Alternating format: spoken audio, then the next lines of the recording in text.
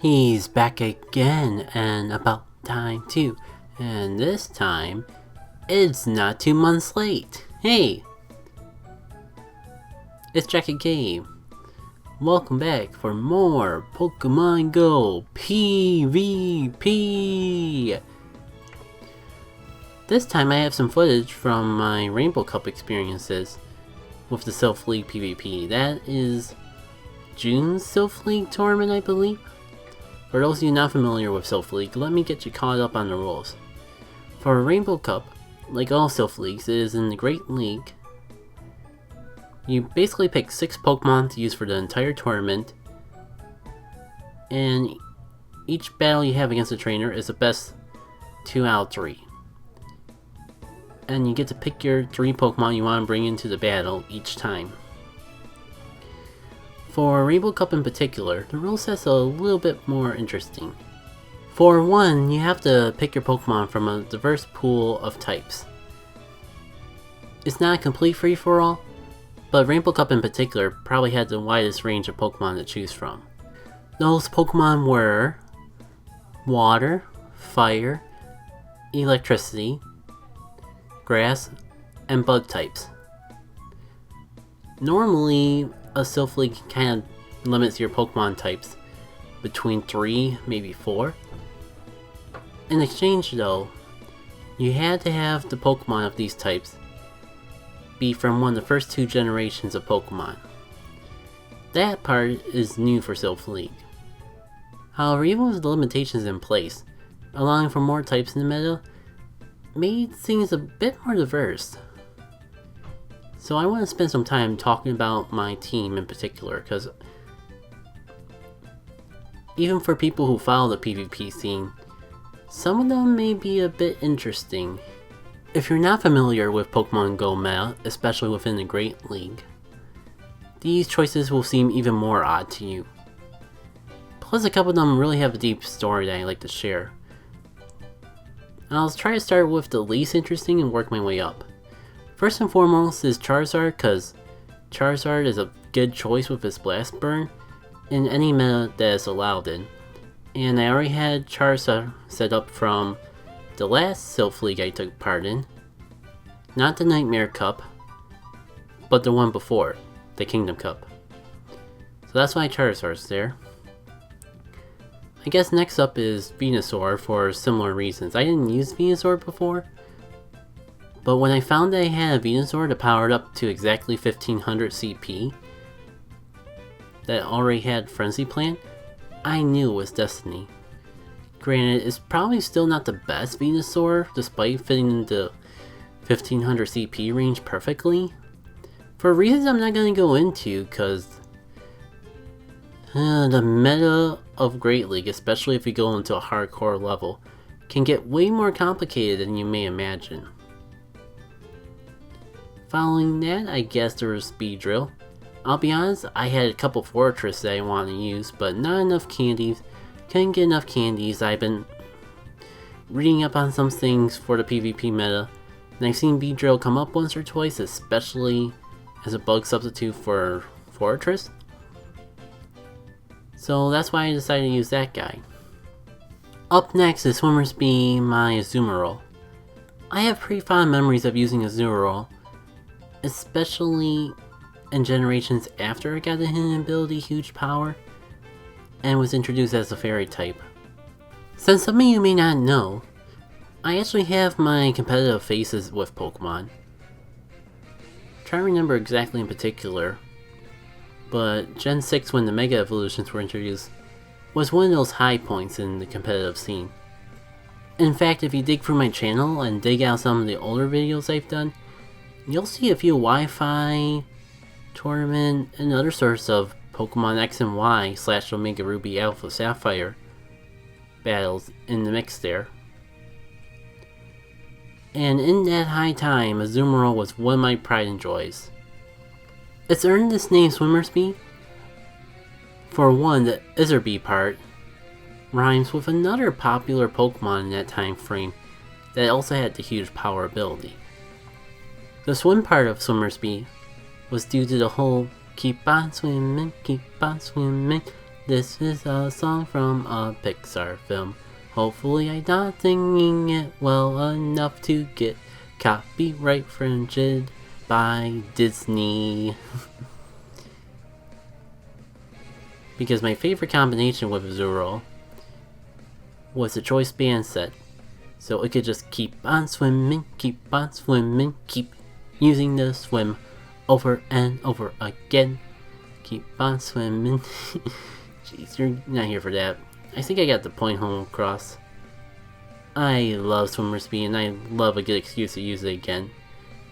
I actually have an Azurill well before PvP leveled out. Unfortunately, I did the math, and between the cost of teaching a second move when it's a baby versus how much I would have to power up to get to that point, it was actually cheaper to take one of the Azurills that had a little bit better IVs.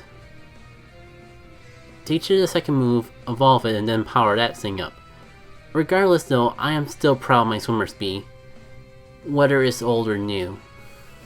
As for why you would want to use an Azurill in a Pokemon Go PvP battle, for Great League, like many good Pokemon in the league, the closer it is to 1500 when you max it out, the overall better it usually performs. And Azurill is one of those Pokemon that aren't too far away from a cap of 1500. Plus it's got a wonderful move pool. Play Rough especially is a move that gets a lot of neutral game, and is one of the few counters as Kingdra for the few people who dare decide to bring one into this league. It's got other great options as well, but I've already talked about my Azurill way longer than I was planning, so I'll save the rest of it for when we actually see it in battle. Following that, I guess would be my Christmas Raichu. Raichu is actually a fairly good budget option if you're hesitant on spending Stardust into a Great League battle. Especially if you're lucky enough to still hold on to a Raichu that knows the move Thundershock. Technically a Raichu can't learn this move anymore, but Thundershock is such a good move for powering up your other charge moves that if you do have the option, it's there. Granted, Spark isn't too bad either if you're just looking for a cheap option. There may be better options if you don't have access to the Thundershock, but on the electric side, Raichu is one of the better budget options.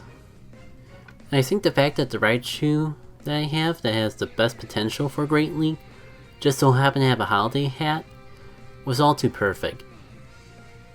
All this kind of justifies how much Stardust I had to burn to powering up this Raichu in comparison to the other Raichu I could have probably powered up that didn't have the Thundershock, didn't have as good of a combination of IVs. All these in the holiday Raichu's favor definitely justified the Stardust I spent on it. Save for last because it's the best is good old Mr. No Arms to Quagsire. Honestly, Quagsire is one of those Pokemon that I would normally have no affiliation with, but thanks to all the wonderful appearances it's had in the LP community that I hang out in, Quagsire has just become a Pokemon that I can't refuse an opportunity to use, especially when a lot of the charts I was reading were giving it such high praise. I think one of my favorite stories with Quagsire is of the namesake himself, Mr. No Arms. He was a Wooper that Lucachin caught in her blind Pokemon Heart Gold playthrough. And it was just a little happy old Wooper, no arms, but couldn't be more delighted just to exist. She loved that Wooper just like she loved all the other members of her team, and she used that Wooper until one day, in a battle out of the blue, it was ready to evolve. And I honestly don't think I can do justice to the genuine joy she had watching that Wooper achieve his dream of finally gaining limbs. Honestly, if you don't mind content that's above a PG-13 rating, I'd highly recommend googling Lucachin's Heart Gold Let's Play. I'm not sure how else to describe it besides there's just not that many playthroughs out there where the trainer has such genuine joy over their Pokemon, as in this particular playthrough. Plus, watching a blind playthrough really gives you another perspective of Pokemon as a whole. If you do end up watching it and enjoying it, I think she's actually in the middle of doing a blind playthrough of Pokemon Platinum, and granted, it's only the third Pokemon playthrough she's done on the channel. And while she has played some Pokemon games in between on her own, but don't worry, it still has that feel of a player still getting used to the Pokemon series, for better and for worse. Still, I think it's a good ride to go on. Okay, all that team explaining and plugging really dragged this out much longer than it needed to be. But since I'm still working on the commentary for all these videos, I think I'll make this its own thing. Especially as I was going through building my team for this particular cup, I really thought it could be interesting to talk about why I chose the Pokemon I did for this particular Silph League, and possibly go into future competitive battle videos I upload. Cause while part of it is trying to pick Pokemon that are relevant to the meta, especially with Silph League, because it's not just a unique meta created by the standards and rule sets of the Great League, but they also add the themes, which results in some pretty interesting Pokemon combinations, and when put in combination with my own personal interests and trying to use Pokemon that I enjoy that still fit, I feel like that alone can make for some interesting commentary. So let me know if you enjoyed this. If you got any feedback, I'll try to keep it in mind for future introductions to PvP battles. Sorry for all the build-up, just did not have any battles, but this was a very long session. Over half an hour just in battles alone, and even with splitting it in half, I feel like I want to give myself a little more time to actually get it out.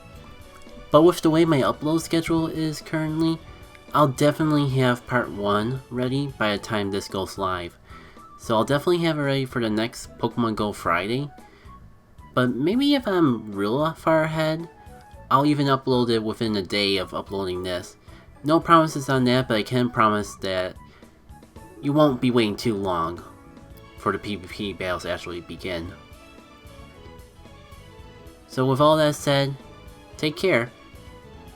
And if the next video is ready to go, you'll definitely see it as either video cards, something in the description. You'll have some indication of where to go to find it. Take care.